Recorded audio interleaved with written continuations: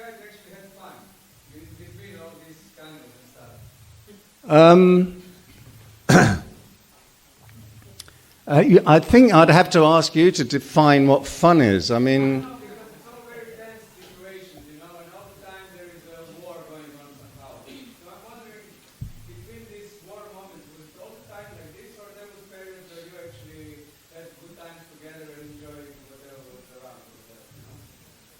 I do know, I understand what you're saying. And I can only answer that,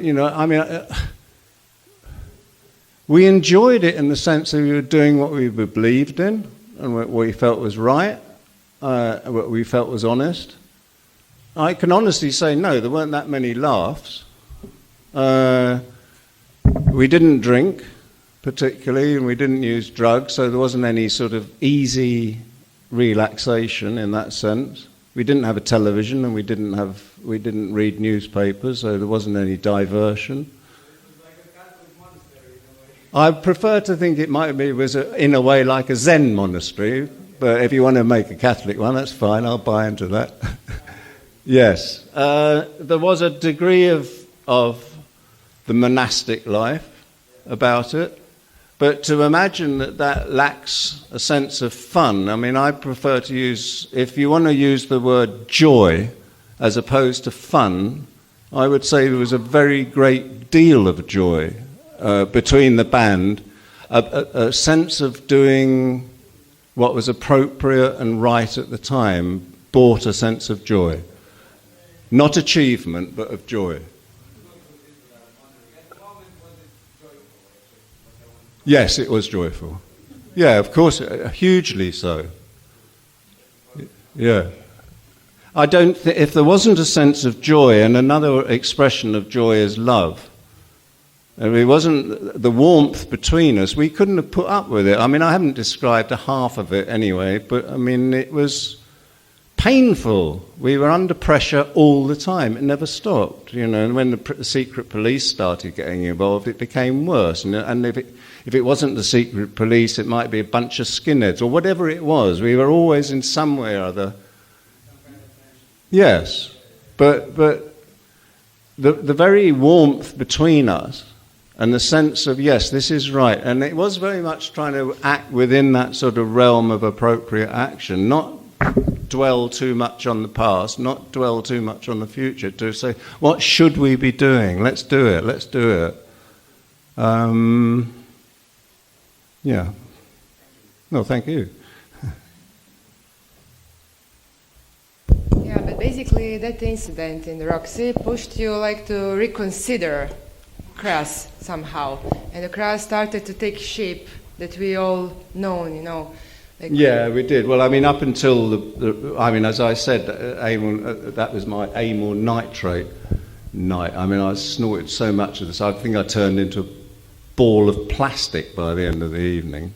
Certainly when I got back home, Eve said I stunk like an old radio, and I think I probably did. But we realised that actually we weren't going to survive. We'd had about a year on the road, and we were all, three of us were ingesting large amounts of substances, anything we could put our hand, not stuff like heroin or cocaine and that stuff, but certainly tons of drink, fair amount of dope, and amyl nitrate came into it, and speed and that sort of shit. I mean, it was rubbish and daft, but actually it was partly because none of us were performers, none of us wanted to be in front of people, and one way of dealing with it was to, block it out with substances. Then we weren't afraid to get up on the stage. Certainly that was the case with me. I didn't like being in front of people like that at all, and to say I could only do it with the help of alcohol was pathetic. Well, it was pathetic. It's the only way I could cope with it. And it actually took me up until 10 years ago before I was able to sit somewhere like this without being half pissed, because I don't like being in front of people. But I've learnt now. But anyway, where were we? There.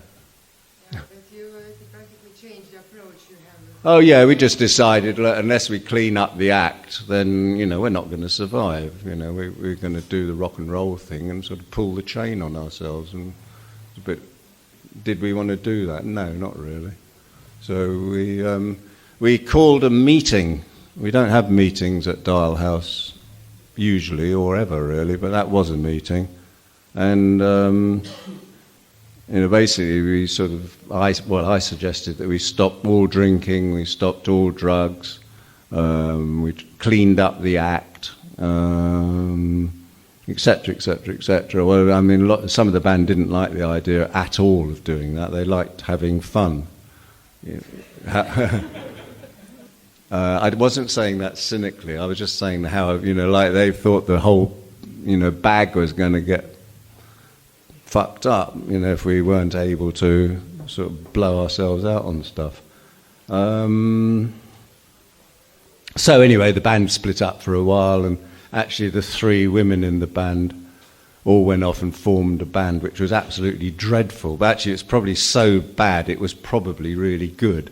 But to my ears it was crap.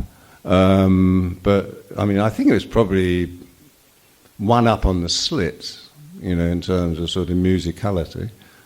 Pretty good stuff, in fact. But anyway, yeah, that lasted about a day, and then we all thought, no, this is stupid, let's get back and try again. And we did get back and try again, and we cleaned up the act, and yes, we were, from that point on, we were considerably more serious about what we were supposed to be doing. Yeah, that's the period when you started using your famous stage backdrops and wearing black and using extensively the cross logo you were talking about. And all of that imaginary was quite contradictory. Was it kind of a strategy to confuse the public or something else? And you also invented your stage names and... No, nothing was ever, designed to do anything in terms of an audience, either to please them or not please them. It really was irrelevant. No, I don't mean the audience was irrelevant, but considering the audience, affecting what we're doing. There was one decision that, so we decided that if we all dressed the same, that would create an anonymity and undermine the possibility of isolating individuals in the group, so it made us more of a group with a sort of uniform, literally a uniform. Which sort of made it less possible to identify us as, separate entities, which sort of seemed a sensible move all round for us. But beyond that,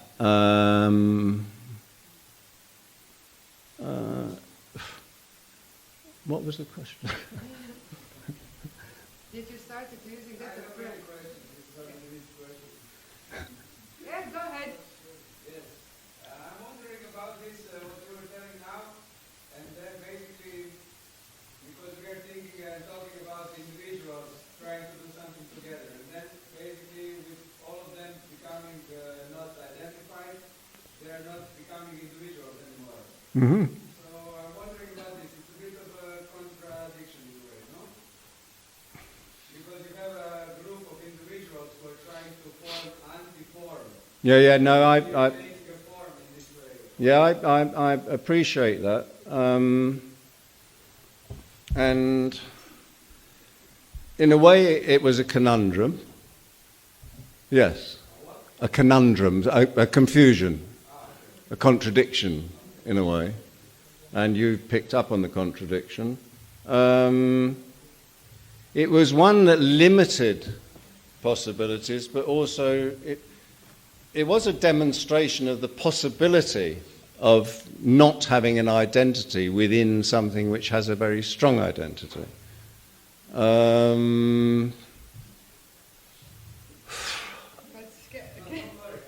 No, I mean, it's a very good question. I like the question. I'm trying to think of some... I mean, I know since the last 10 years of practicing Chan or Zen Buddhistic meditation, and often at retreats where I'm with people who I don't talk to at all for periods of 2 weeks in absolute silence, but we are sharing something very profound and very deep, which has got absolutely nothing to do with any form of identity. because there is no identity if you're facing a wall for 15 hours a day in meditation. You have no identity, and neither does anyone else within the room. Yet somehow or other there's this amazing sense of unification. And the unification has considerably more power than the individual identity. And it actually has in terms of moving around in the material world, that power is magnificent and refreshing and new and very carrying and bringing of joy. And so if I was now to leap back to Kras, in a way, yeah, you mentioned the monastic nature. Yeah, there was. And what it was a sort of a repression in that time, a repression of our own individual egos, our own individual identities for the common good. The common good being the idea of the band. And I have to say that for 7 years it was spectacular in its achievement of that. On the day that the band agreed that we were no longer going to function, then the shit hit the fan, because suddenly we realized we didn't even like each other in some cases, because we hadn't ever allowed any of our own psychological issues into the collective. And it's something I intend one day to write about. I haven't really written about the collapse of the collective in that instance, because we operated spectacularly as long as we had a common cause. And when the common cause went, then actually we realized our own differences, which we hadn't looked at, hadn't been able to look at the time. But this happens in every way, in every circle of society or organization that we're talking about in general. Yeah, but I have to say that having realized or believing that maybe that happened in every realm of society, etc., from the day that the band broke up, I started trying to find a way where that could never happen again. It took me best part of 30 or 40 years, 30 years I think, before I did anything public. I started just writing, trying to understand how can I operate within the material world? What can I say which isn't either sort of self-aggrandisement, bigging up myself, etc., etc. Yet, and not expecting or asking anyone else to conform to or act within confines created by me. I could do it in the house. There was a house, people could be in it. I didn't need to have any attitude about that. It was there. They could do what they want. But how you do that in a relationship with people is another matter entirely. And it wasn't really until the last 10 years when I started into Chan practice or Taoist practice, whatever you want to call it, that I began to realize there is a potential there for interaction without all those considerations. Yes, because otherwise it's very frustrating, Yes.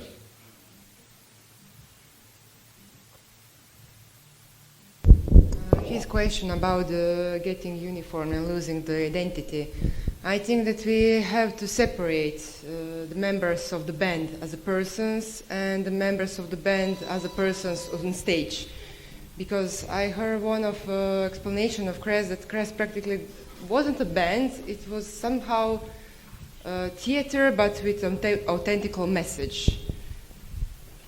You didn't only have songs, you didn't only was a band, it was like a multimedia event. It was more than just a multimedia event. I mean, it was a lifestyle. I mean, it wasn't any different to us whether we were on the road or in the kitchen or in the garden. It was just a lifestyle. I mean, we weren't doing anything different when we were on the road than if we were home. We were trying to find ways of making it better. And actually, no single act within that was any more or less important than any other single act. I mean, it was just as important to be making tea as it was to be making a new song, etc., etc. So, yeah, I mean, of course there was aspects of theatre or aspects of identity or all of that stuff, but essentially, we weren't interested in that. Those things manifested almost as a side effect. Steve couldn't possibly avoid being identified as the front man of the band. I mean, he's got a hell of a personality and is a sort of great, lovable character and was very witty. Well, obviously he's going to be given a form of identity. Well, how do we incorporate that? How do we incorporate that into the whole picture? How does that become an expression of all of us? And somehow we did manage overall to do that with the very different personalities, different genders, different backgrounds, different class of people, different ages more than anything. We're ridiculously far away from each other in age. I mean, I think I was something like 20 years older than Steve. And we somehow managed to allow each other to exist within our own hearts and keep a union there. And it certainly wasn't through having meetings and saying, well, you've got to do that. And it was to do something closer to a sort of compassionate view of each other within that situation, I think, hope. About the other album. Huh? The second album was called The Stations of the Cross, and it was musically quite different. It was quite ambitious album with 4 sides.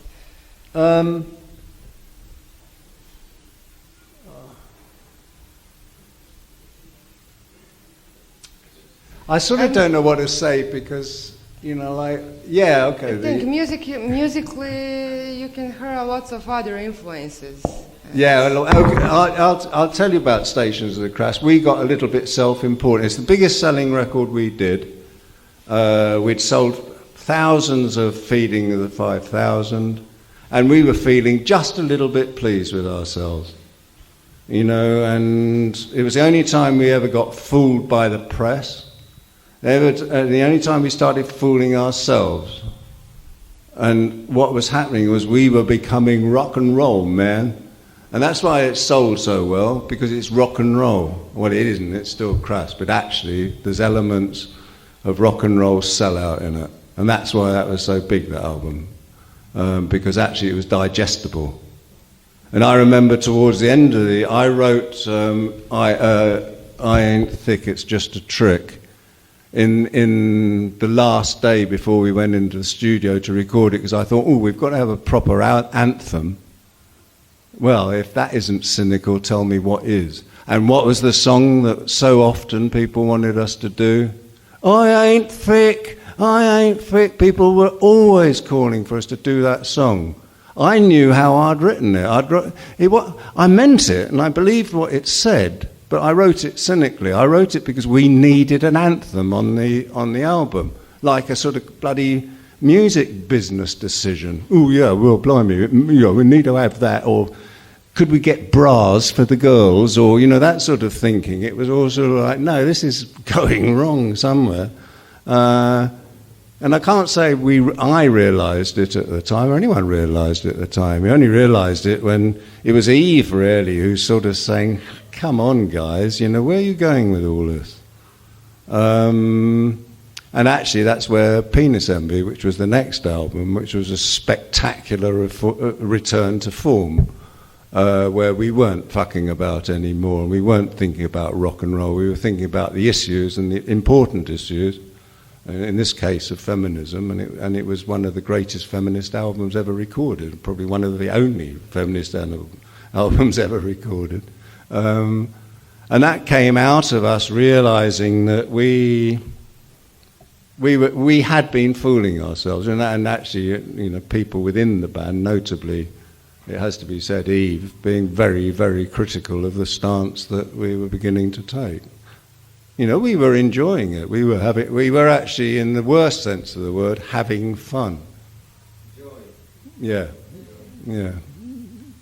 You were touring at the time with the Poison Girls. Yeah. They also have an influence on that issues. On those issues? On feminist issues. Oh, well, Vice Versa, who is the sort of lead singer of... Yeah, she was an extraordinary, powerful feminist. She came from a rather sort of formalized background within feminism, and actually one of the women in the band, Eve most notably, had been involved in sort of like formal feminist dialogue.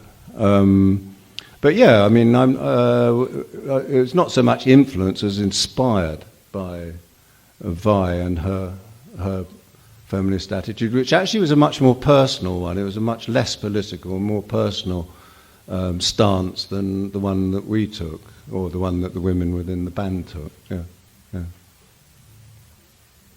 Can I ask a question again?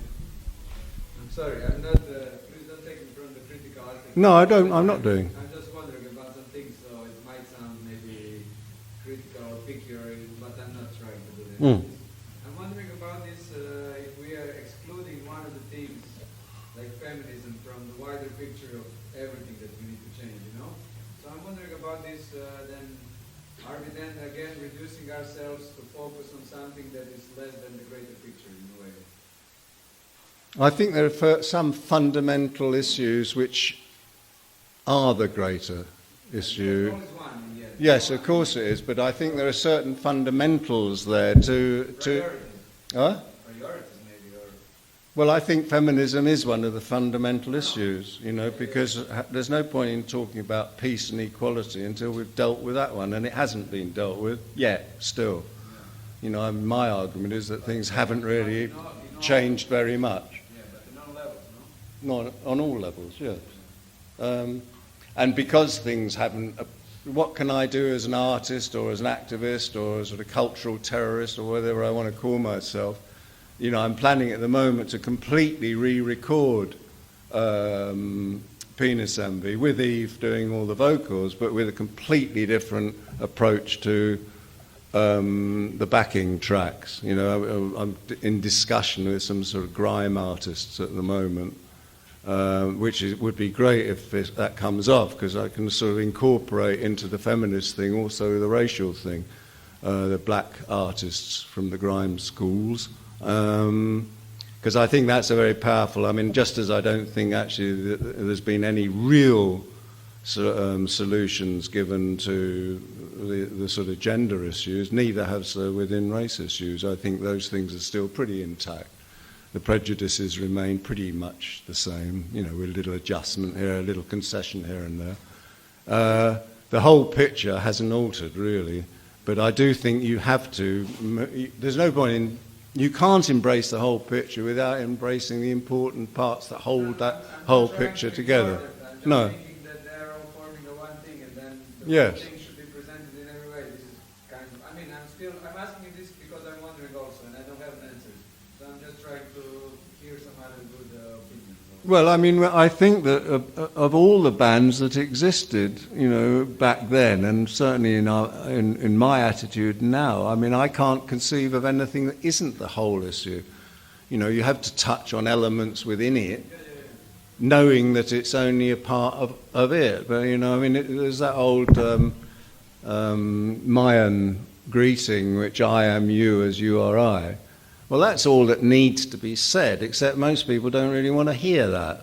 You know, I mean, let's forget all the bloody issues of gender, race, sex, all those. Okay, I am you as you are I. That's good enough. What more is there to say? There isn't anything more to say. Once you've said that, you've done it all. And that's where I come from. That's why I said earlier that I haven't really got anything to say, because I am you as you are I. That's all there is. There's nothing else. And that's where my heart starts to warm. I can't warm talking about why this or why that. There's no why about it. And it doesn't matter whether you accept it or not. I bloody well know that you are I. It's up to you to decide whether I am you. That's your choice, not mine. But that's where I act from. And that's the only place that interests me. There's no dialogue beyond that. There's nothing to be said. There's nothing to be done. It's already over. It's already happened. Nothing's happening. And that's the key, really. But I do acknowledge the fact that A lot of people have got a lot of pain and a lot of suffering.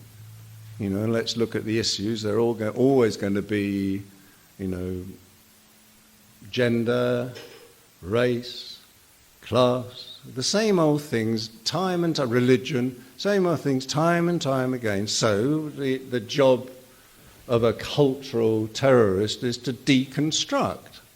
Well, you can deconstruct by setting fire to all the churches in Pula or whatever you want to do. That's one way of starting it. Or you can go and have a chat with a priest and see whether you can change his mind.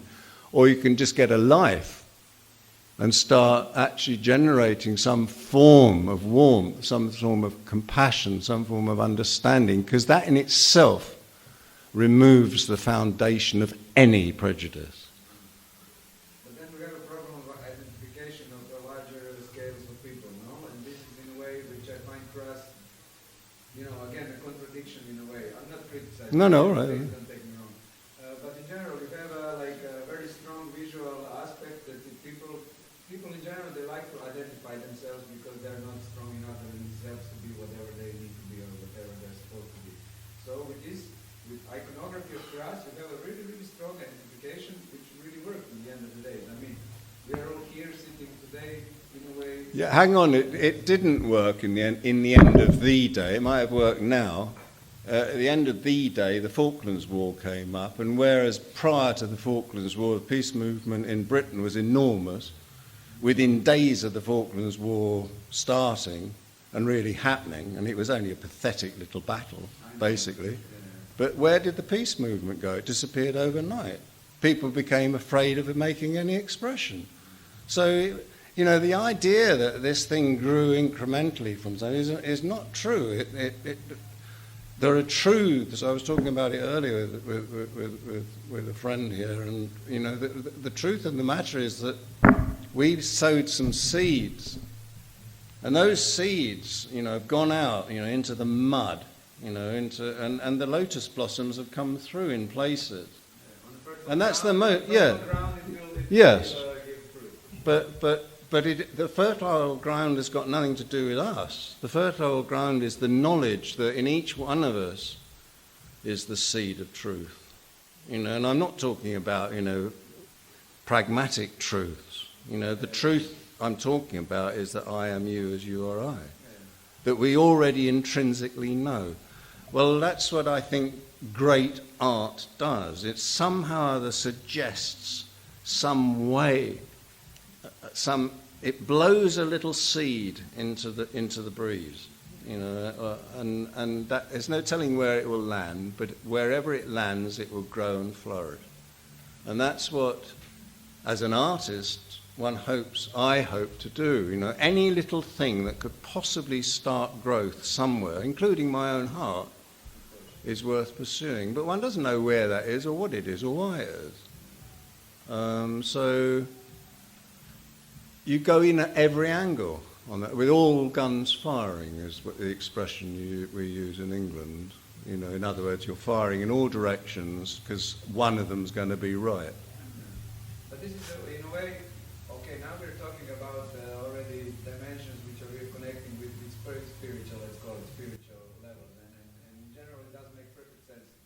But for instance, like, I don't find any of the anarcho-punk movement at the time had to connect anything with kind of spiritual or whatever was not really realistically saw or 3D in front of us. Well, let me. I'll come in. I don't. The anarcho-punk was a sort of media invention in the same way as hippie was a media invention. Yeah. I mean, And what the avant. No? What happens is that the avant-garde, which certainly punk was avant-garde before it was punk. I mean, Malcolm McLaren, who I don't particularly admire as an artist, but he certainly was an avant-gardist, as were we, crass. And the only way that the material world or the consumer commodity culture contain these things is to give them a name. That's the way we own things. That's why we're given names. I mean, I was given the name of Jeremy, so I could be owned as Jeremy by my parents, which is partly why, 40 years later, I said, no, I'm sorry, I'm not into that game. I'm going to give myself a name. So I'm claiming myself or my own present. Well, it's the same sort of thing. Oh, this seems to be doing something that might be a bit damaging. Let's call it anarcho-punk. And that way we might be able to contain it. And most of the people within it become convinced by it themselves. Yeah. They don't say, well, fuck you, you know, I'm off. I'm not having that. If you think that this is containable, have a listen to this sort of thing. That's using the situation, not being used by the situation. And the anarcho-punk thing turned into a sort of self-congratulatory, inward-looking ghetto. Yeah, and that was right across the globe where it had happened, something which was so profoundly avant-garde for a very short period, just turned into a ghetto, and a worthless one at that. So do you know any other movement which didn't turn into the ghetto through the history? Yes, Dada. Okay. Existentialism, the sort of French movement. I mean, it wasn't a big movement as such, but yeah, it did. I mean, that's what the Sorbonne exploded out of existentialism, etc., etc. Yeah, of course there has been, and they're generally not very well documented. Does a historian or do the history books talk about the massive progress, cultural progress and effects that Crass had? No, of course they don't, because that would be to admit it's possible to change culture. So no, you can't expect acknowledgement, and you shouldn't want it. I mean, acknowledgement is irrelevant in that sense. Right. Where did we stop? Okay. No, I'm sorry. I'm sorry. No, it was a really interesting question. Yeah. About Dennis Henry. You did that great things of hoaxing teenage romance magazine with a song from. Yeah. How did you manage to do that? It was like a really great way to spread the message to the audience that didn't even know about Well, it was all guns firing. We're talking here about our hoaxes. The Thatchergate tapes were one where we put together a conversation between Ronald Reagan and Margaret Thatcher, which exposed information, classified information about what was going on in the Falklands, and it was a very good way of getting it out without getting prosecuted, and we managed to do that, etc., etc. Another time when we recorded a sort of hoax single about love and marriage to expose the sort of lies that the media write about teenage romance, etc., etc. All the time we were looking for ways of breaking down the barriers, breaking down the prejudices, breaking down the walls, and that was another. And I mean, that's all of these things we're talking about. I'd like to talk for hours and hours and hours, but it'd be incredibly tedious for you. I'm trying to sort of short circuit it all to get to some point. Which I think we were hitting on a point there. And it's very schizophrenic area, I would say, and you have to control how you go on because every story reaches many details, and then the details can go in their own story. So it's very hard to keep the basic and still to keep the sense between them all, no? But I think that's what life is, isn't it? If you sort of try. You can't put it together. It's not designed to be put together. It's designed to be lived, and we just adapt and adjust all the time, every single moment. That's why I find it so frightfully difficult to sort of try describing any of it. I've got set anecdotes, but I don't really like telling set anecdotes. Yeah. And then, I mean, the biggest anecdote of them all is the idea that I'm Penny Rimbaud. Well, I spent, I did a 4-hour talk in Mexico, effectively aware of the fact that I wasn't Penny Rimbaud, and I'd been invited there because I was Penny Rimbaud from Crass. which was 40 years ago. So the conversation started by me basically saying, well, this is ridiculous. I'm not Penny Rambo from Crass. That was 40 years ago. And then I thought to myself, and I thought, well, actually, I'm not Penny Rambo from Penny Rambo. Who the hell is Penny Rambo? Just an idea, just an invention. What has he got any attitude? No, he hasn't. He's got absolutely nothing to say. Whatever it is that's deeper within me, my heart, has got a huge amount to say. Yeah. But people don't... Talk from your heart. Don't worry about the whole thing here, Well, then, there's nothing... It has got a hell of a lot to say. Okay, I am you as you are I love you. Finish of story. You don't get invited, to go, however many thousand miles to sit there with a sort of glib look on your face and say, oh, you are I and I are you. I love you. But that's what I feel. That's what it is, man. Yes, I know it is. Yeah. But, okay, so you don't need to be here. Fuck off. No, in the end, it's nice that it comes to this simplicity, although we are complicating it in the end, but it's, really. It's really simple. Yeah, At the end. simple in the end. So, Anyway, I come here to listen to you here as an experienced person that went through a lot of things, And I hope that maybe I could get some answers to keep my questions a bit less. Well, I hope you're getting some of them. Yeah, I'm good. sure. All right, Thank okay. You. Right. Yeah, right. You made me think. I'm sorry. No, that's all right. No. You had that thing about 20 miles policy in perimeter of the Dial House, and I think it's quite interesting to explain it a little bit. Why did you decide that? When we were the band, we decided we didn't want to play more than 20 miles radius from the house because that would be to infringe upon and to affect cultural differences,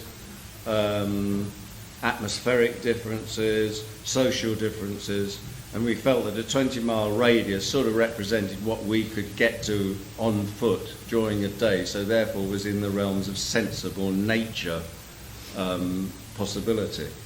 And we didn't stick to it for that long. We had toured. We toured in Europe twice, and on the second occasion we had a terrible confrontation with the police, and we didn't know how to deal with it because we weren't in England or in Westminster. I'd have been able to know how to deal with it because I'm culturally equipped to do that. If the police start on me here, I don't know what to do. So one is in much more dangerous situation. And we were in a very dangerous. When I wasn't afraid of the dangerous situation for me, I was concerned about the dangerous situation for the punks who decided to start sort of smashing a few things up around this club in Düsseldorf in Germany. And we didn't know what to do about it, basically. And we thought, no, this is mad. We're creating situations which could be really, possibly even fatal for, young people, and we weren't prepared to do that anymore. So we just said, well, we're not going to tour at all out of Britain. And initially we said, oh, well, we're not going to tour, more than 20 miles from the house. But then we realised actually there was a big potential. That we made it conditional that we didn't play commercial venues, and that all the profits, which were sometimes pretty grand, although we charged very little to get into gigs, would be placed in the community where we'd done the gig. So say we came to do a gig here, then all the money that we made from that would go into either this project or another project down the road or some social project of some sort or other. So we realised that we could finance and support new radical thinking simply through finance, basically, and we weren't thinking about what influence we might have or that we were inspiring. It wasn't for us to decide that. We knew we could earn good money and put it in good places, so we did it. One can't qualify or judge the effect one might be having in doing things, which is all the more reason to be honest. If you can't qualify the effects you're going to have, why bother to start making up things? Just be yourself, because you can't judge what effect you're going to have. So just be yourself. There's no point in dressing it up, because you're not yourself, in which case the effects you'll have are not going to be yourself, sort of thing. Talking about the violence and the consequences. Violence? Conway Hall incident. Oh, yeah. Yeah, I was just connected with police violence in Germany. I was thinking about that. Oh, okay. But because that had a huge impact on your relationship with the far left and far right. Yeah, well, from the start we didn't really... From the start, both the right and the left tried to get in on the act. They were all trying to sort of get us to represent them in some form or other. And it was exactly the same, the same conditions. You come along and we'll look after you. When we played in Ireland, the IRA looked after us. We never asked them to. And it has to be noted that we lost a car. It was set fire on, even though we were being protected by the IRA. So they weren't very good about it. Anyway, but we weren't interested in party political politics, and movement or party political movement. We put up an anarchist flag, not actually because we were anarchists, but because it was a good way of telling people to piss off. And you could demonstrate it with a symbol. No, we're not right and we're not left. We're anarchists. So I don't think, in conventional terms or academic terms, we certainly were not anarchists, because we didn't know bugger all about anarchism. We simply lived that way. It was natural. Because anarchism actually is profoundly good common sense, if you simply look at it. Be nice to people and trust them. That's what it's basically about. It's just a way of trying to find out how to do it. Anyway, so... and there was lots of violence, but it was mostly very righteous violence. It was mostly the underprivileged, the disenfranchised youth, working class youth, who were fucking pissed off, and I don't blame them. They'd got bugger all, they'd got nothing. And all of that Nazi stuff, they weren't Nazis either. I mean, that was another way of pissing off their parents or pissing off all the authorities, another way of saying, fuck off, get off my back. They weren't Nazis, they wouldn't have known what bloody Nazi was, probably.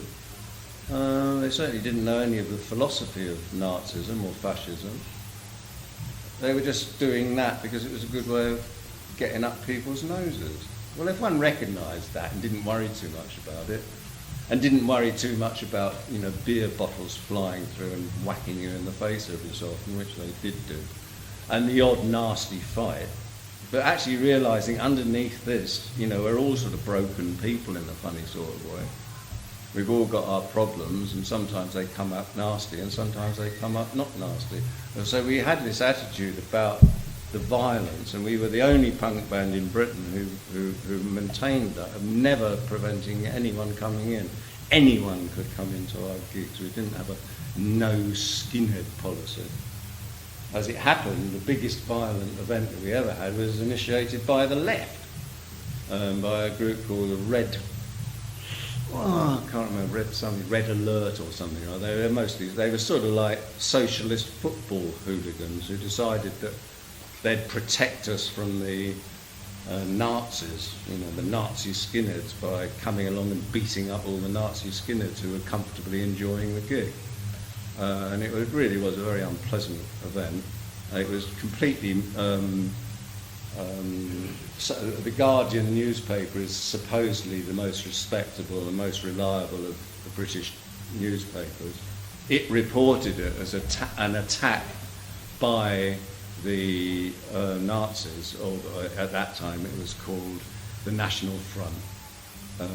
They blamed, the Guardian reported that the National Front had broken down the doors of the hall where the gig was and smashed up, beat up people. Well, it was quite the opposite to that. This Red Alert group, a group of socialist football nutters, broke down the doors and started beating up skinheads, and getting beaten up themselves because they were trying to beat up skinheads, and you know, like boys will be boys. Anyway, I wrote to the editor of The Guardian after they'd reported wrongly and said, look, this is youth culture you're mucking about with here. It's very important you don't make mistakes like this. Could you please correct it? And they didn't, and the net result was horrific.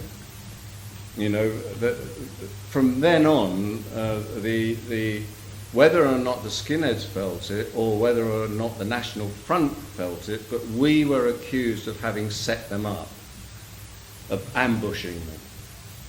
So we became the target then, a major target, having been really getting on really well with these disenfranchised working class kids who hadn't got anything else in their bloody lives except a group of punks who believed that there was possibility for them. And that's why we never said no. That's why we encouraged them to be there, despite the fact that everyone else was saying, oh, don't you see they're Nazis? And they said, no, I don't see them Nazis. I just see they're another person. I and you as you or I. Piss off, you know, let's get on with it. So anyway, it became, from then on, if you were a young kid wearing a crest badge in London street late at night, you were liable to cop it.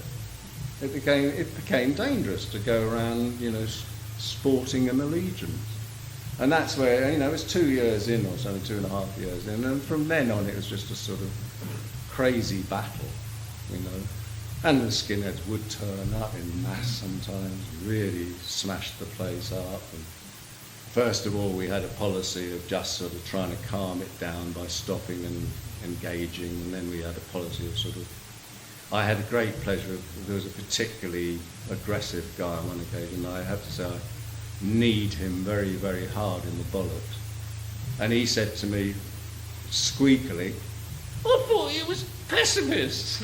I said, no, we're not pacifists when it comes to you arsing our gigs up. You know, it's sort of like a strange sort of contradiction, because we thought we were pacifists as well, but there were occasions where we had to somehow slap faces.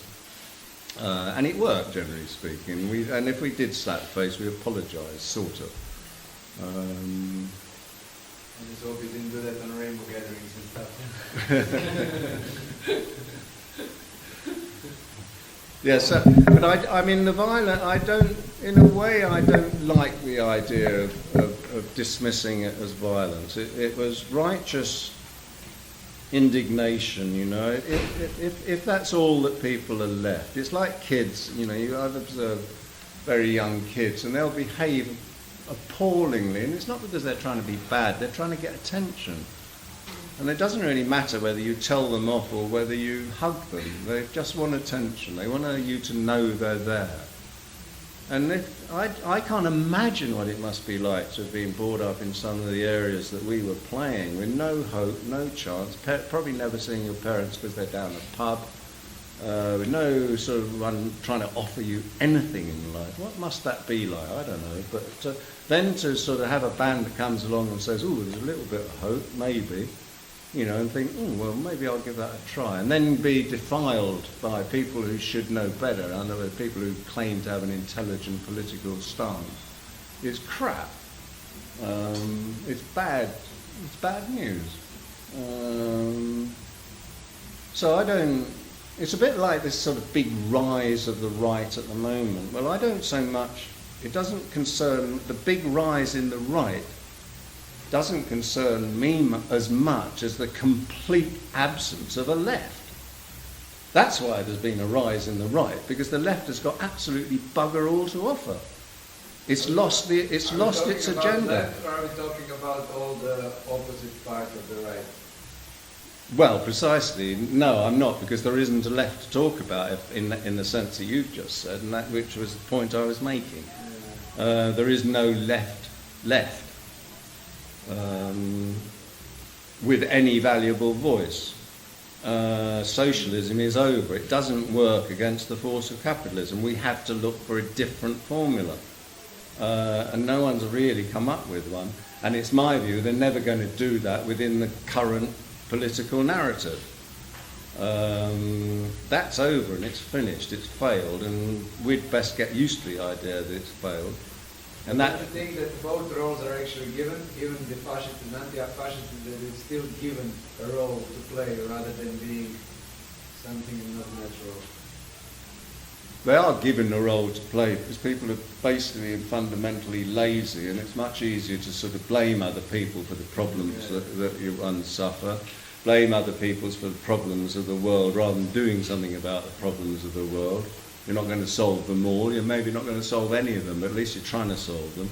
And actually, yes, so, you know, ultimately we're responsible for the fact that those things can still even have half a voice. I mean, I don't hear the voice anymore, I have to say, because it just hasn't got anything to say. I mean, if it hasn't got anything to say, I can't hear it. But I'm well aware that, you know, large amounts of the population still attach themselves in one way or another by voting, for example. I mean, don't tell me that you don't want to be involved with, you know, materialist capitalist narrative and then go along to a poll box. What's that about? It doesn't make sense, because it's never going to be changed from within. It can't be, because that's the narrative. You can't change a narrative with the narrative. And that's what I realised actually when the band had closed down, that what we'd been trying to do with the band was change the narrative from within the narrative. And it really took me, you know, 40 years, 50 years, and I'm still at it, trying to find out how you disassociate from that dominant narrative into an equally provable, pragmatic situation in a different real world. And did you have any clue how to do that? Do you have any? Well, then we go into, I mean, if we've got about in the rest of the night, yes. I come back from that great place. I'm saying it ironically, but I know, you know, that all those structures, you know, which are all the structures of idea and constructs of idea, which we constantly attempt to keep informed and therefore keep in existence, being the prime one of those being ego, which we're constantly feeding or being fed by the media, which works entirely upon that. I mean, psychology, for example, is pure, absolute ego. There isn't, you couldn't have, psychology is the conflict between the ego and the natural being, whatever that is. I'm not going to define the natural being because you can't define it. What we are is not what we think we are. Psychology is the terrible conflict which exists between the ego and what we truly are. Because what we truly are can't recognize anything about this construct that we call ourselves, which is the ego calling ourselves ourselves. There's nothing to be said between what exists and the construct. It doesn't speak the same language. And the construct, the ego, it's like a sort of, well, imagine a sort of sculpture that's out there, which we just throw all our confusions and doubts and everyone else's confusions and doubts and all our conditioning, everything we read, and all of the stuff, all of this information which we're constantly being bombarded with, and we've been bombarded with since birth, to avoid the simple fact that we're nothing at all, we're nothing any more than the breeze, we're nothing any more than the sky and the sea and the ocean and the pebbles. We're nothing more than the animals and the flowers and the trees. We're nothing more than each other. Yes, we're nothing more than everything. And as long as we go on trying to separate within the everything that we're nothing, then we will remain in conflict. That's what I now realise. That's my message after sort of 40 years of trying to think, well, okay, so that didn't work, what could work? I know what could work. and that is that there is nothing which is the everything of our being. And that's very easy to say, not quite so easy to realise. There is one thing that is very easy to realise because it's indisputable, and things are as they are at this moment in the only way they could be. They couldn't be any different. We're holding each other together in this moment. Everything that's happening, not just universally, but through the cosmos, there is no time, but throughout all no time. There is no space, throughout all no space. The infinity in the grain of a sand. That's where we exist. And the monumental construct that we return to constantly it's like that sort of idea that a stone crucified man somehow proves the value of an idea. It's that ugly. Think of your ego as another Christ hanging on a bloody cross. Something you can deposit your hopes and fears into. Something you can have removed from your own inner heart. Because that's all that bloody Christ is, hanging on its cross. It's a way of removing, we can give it whatever we like. Christ died for our sins. Oh, thanks a lot. That's very good of you. Well, let's die for our own sins. Let's get into a bit of reality about it. So actually, yeah, I've gone off a bit here, but yeah, it is actually all very easy. I mean, I can tell you there's nothing here. And I can tell you that nothing's happening. Because I know that. Because I'm actually sitting here and nothing's here and nothing's happening. I'm parking all the time, I must say. But quiet, I'm sorry. But the nothing happening is sort of a sort of provable statement in the sense that if it can only happen, and we've already agreed that it can only happen as it is, the material world is the only way it could be at this moment, then actually nothing's happened because that's the only way it could be. Well, if we move to this moment, it's still the only way it can be. It'd be different possibly, but that's irrelevant. It's the only way it can be. So actually nothing's happening. Which doesn't mean we can't affect what doesn't happen. I mean, you really have to sort of do a sort of upside down and a backwards on it to sort of get there, but it's a bit like mirrors or whatever, which reverses and everything. But believe you me, there's nothing happening. I mean, I don't believe me, I don't mind that. I believe me. Well, I could have also a lot of other questions, but I think we're speaking already like for 2 hours, and then maybe we can get to conclude with some of the questions if somebody have. Woo! That's the only conclusion, no? No, I'm wondering about one other thing. The tradition in general. And in a way, through many different levels. Did Cross form some kind of tradition? And is tradition a good thing or a bad thing in a way of always coping tradition with some kind of, let's say, right-wing kind of attitudes and this and that. But then from the other side, we're having Western world now losing all the traditions, so now we're actually being grateful for Indian culture being very late and still traditional, So, I don't know, can you give us a few thoughts on that? And did you, with your example and what you left in this, whatever it's called, did you form also some kind of tradition in a way? I didn't. I mean, I can't form a tradition of my... I was thinking this more from a perspective of Cross. No, I mean, I don't know in answer to that. It's not my business. I mean, what other people do, as I said earlier, I mean, I can't, Yeah, because you see that a lot of things, and yeah. later on it went on, Yeah, so in a way, you have to be responsible. I am responsible, which is why I'm sitting here. Yeah. But I'm not responsible for explaining what I did do. I'm responsible for explaining what I'm doing. And I feel that as a very deep responsibility. I was saying to someone yesterday, I don't want to be travelling around the world particularly. I like sitting in my garden and writing and looking at the flowers and listening to the birds sing. Seriously, I do. And I write books and I perform and I go, because I do feel responsible, yes. And that responsibility is based around something called crass. Because I know there's all sorts of people who put all sorts of values and traditions and worthwhileness into something which to us was something we were just doing. Yeah.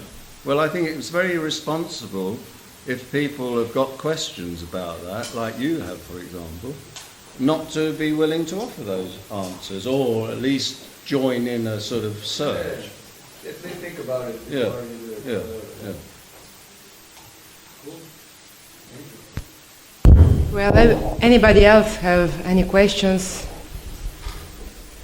Okay, so maybe we can conclude here and pronounce the exhibition open. And get naked, maybe, but maybe later. I'd like to just apologise in a way that I don't think I was very coherent.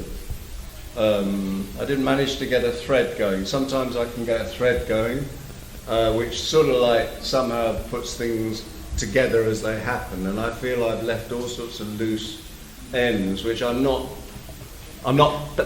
telling you, I'm not that pleased with my performance this evening. I found it very difficult to make things cohese and come together. And that's partly because I find it exceedingly difficult to recreate an era that is now, best part of 50 years ago. I can do it. I mean, it's hard to, even now it's hard to talk about Wally if I'm going to, I don't think about Wally. If I have to, in the material sense, then I start to feel tearful and hurt. I don't need to feel tearful and hurt. I've done everything to honour that friendship, and I've done everything to keep that friendship pure, if you like, without any blame, without any, etc., etc. And so it's not an easy place to go when you don't want to go there, but actually part of the responsibility is to be willing to do so. But I have to say that I found it very difficult this evening, maybe partly because I'm aware of sort of language difficulties and etc. Yeah, well, I think probably, but I'm as aware of those difficulties, even if you weren't, of trying to find a cohesive picture to offer. Yeah, I can't say much more than that I love you and thank you for being here. Thank you, Benny.